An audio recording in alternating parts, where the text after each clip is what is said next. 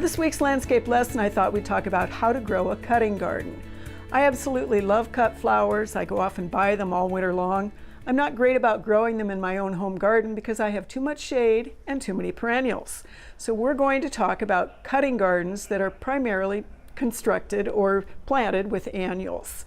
You have lots and lots of choices. It's all personal choice. What you really want to look for, though, is plants that will give you a good, strong, sturdy stem, probably a fairly long stem, and of course you can always cut it twice and it was still too short if it's too long. Multitudes of colors, perhaps you like scent, and many of these also attract pollinators. A lot of our cutting gardens are actually started from seed, direct seeded into the ground, and as we always tell you, look at the seed packet, take a gander at exactly what that says so that you know whether you need to start them in the greenhouse or in your window, or purchase transplants. To be able to do a cutting garden properly and really get a lot of material out of it, a lot of people totally separate that from the rest of their landscape.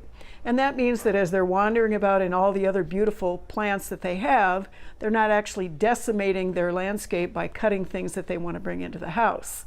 And if that's the decision you make, then you can think about your cutting garden essentially as row crops. Plant a row of zinnias, plant a row of bachelor's buttons, plant a row of snapdragons, and cut and cut and come again.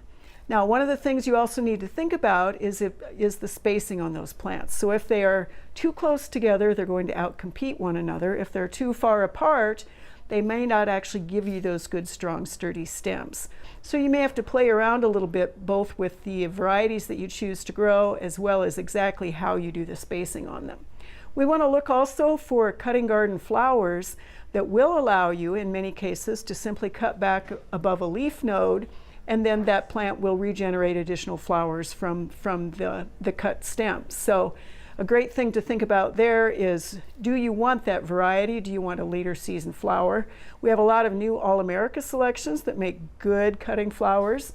Dianthus Jolt series, which we had in our garden last year, is one of them. Of course, we have some great zinnias. Bachelor's buttons, which I already mentioned. Sweet peas are an option for earlier in the season. Cleome, sunflowers.